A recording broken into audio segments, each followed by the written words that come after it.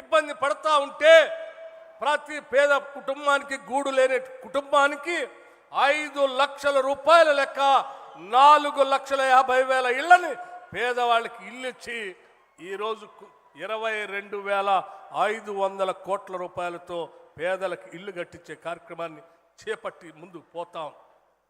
రాష్ట్రంలో 1,15,00,000 కుటుంబాలు ఉంటే 1,06,00,000 కుటుంబాలకి ఒక్కొక్కరికి 6 కేజీల లెక్క కట్టి సన్న బియ్యాన్ని ప్రతి పేద మధ్యతరగతి కుటుంబం కూడా ఇవాళ తినాలనే ఆలోచనతో ఇంటింటికి బియ్యం ఇచ్చే కార్యక్రమాన్ని చేపట్టింది.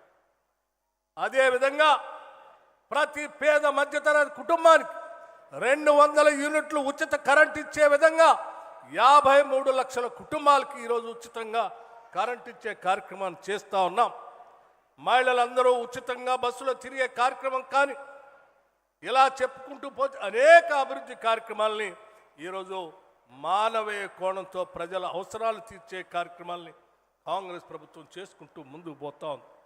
అందుకే చాలా స్పష్టంగా చెప్తా ఉన్నాను, ఈరోజు ఉమ్మడి నల్గొండ జిల్లా కానీ లేకపోతే పక్కన ఉన్న ఖమ్మం జిల్లా కానీ నిరంతరం కాంగ్రెస్ పార్టీ కోసం నిటారుగా నిలబడి మమ్మల్ని ఆ రోజు పోరాటం చేయండి అని చెప్పి మా వెనక ఉండి నిలబడి ఆస్వాదించిన మీ రుణం తీర్చుకునే కార్యక్రమం ఈరోజు మాకు అవకాశం వచ్చింది.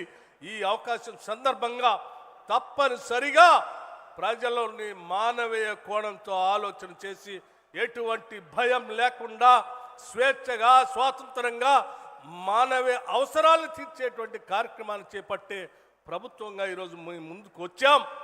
మీ కార్యక్రమాలు చేపట్టి ముందుకు పోతా ఉన్నాం.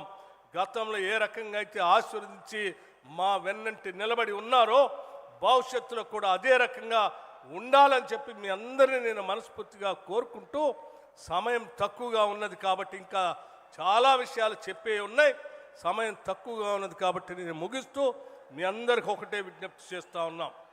తప్పనిసరిగా ప్రజల అవసరాలే మా ఎజెండాగా, ప్రజా సంక్షేమమే మా ఎజెండాగా, మీ అవసరాలే మా అవసరాలుగా భావిస్తూ మీకోసమే ఈ ప్రభుత్వం అంకితమై పనిచేస్తుందని మీ అందరికీ మాటిస్తూ సెలవు తీసుకున్నాం. జై హింద్, జై కాంగ్రెస్, జై తెలంగాణ. ధన్యవాదాలు సార్. మనమంతా ఎవరి సందేశం కోసం ఎదురు చూస్తున్నామో,